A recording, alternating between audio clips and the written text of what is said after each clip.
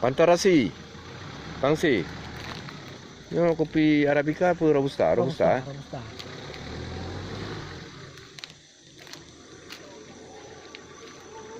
Wow.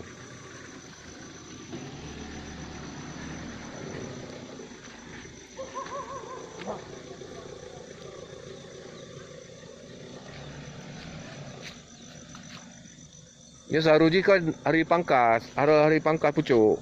Kaji tangkau. Hah? Kaji tangkau. Enggak harus pangkas pucuk supaya bek manyang lewat tu. Orang nama hana so di pemahaman. Naso bila? Itu gelagat tanah ya negara nu. Ya, nyo tanah ke tanah tak kewan no. Gambu. Ya. Tanah hitam nan. Beru nanti cungke pak cik. Cungke nganyang kayak cik. Kerek je. Ha nganyang ni.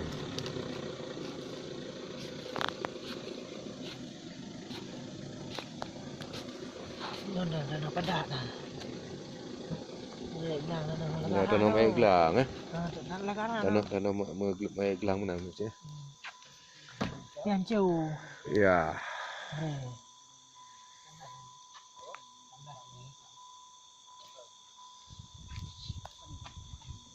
Yang kenya Pantarasi. Yang dah dengar bak urung pegah Pantarasi macam model. Tapi truk penuh mana? Kiban? Yang ada kopi posisi rawa itu gua. Ya. Tak beliau kan?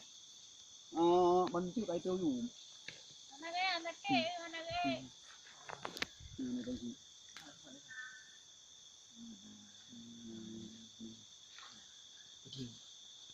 Putar beg rendang dah. Ini kamera apa kan? Kamera udah kan? Kamera. Ini kopi yang ada di Pantarasi ini kan? Kayak demi bahasa Indonesia. Ya. Maka kami harap kepada dinas perkebunan supaya harap fokus kopi yang ada di Kampung Lamana. Dusun Simpang Kiri, lokasinya di Pantarasi.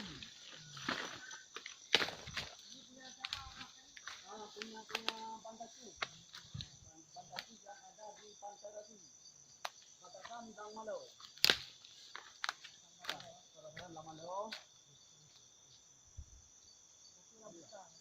Ya, kopi Robusta. Kami harap kepada Bapak pemerintah yang ada di Kabupaten Kediri ataupun di mana Aceh, sekali kepada Pak Wagub supaya dibantu.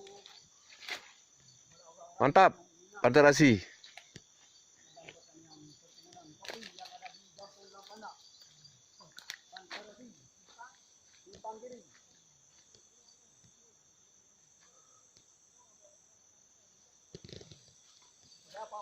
Pak Wagub jangan bilang aja di mana Aceh.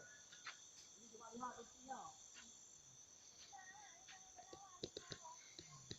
Kami yang ada di Kampung Lamana, Pantarasi,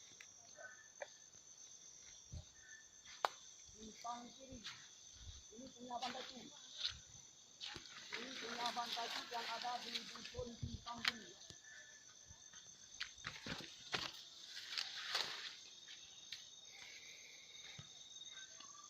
Sayang tidak ada pembinaan sehingga ya tanaman tidak terawat dengan baik.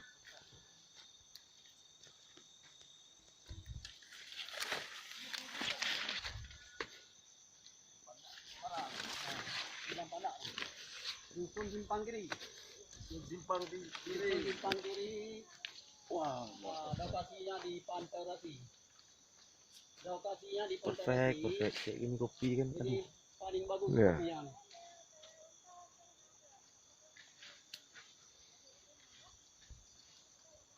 Luar biasa.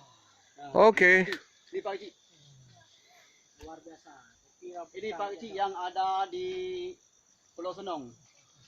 Dibuktikan.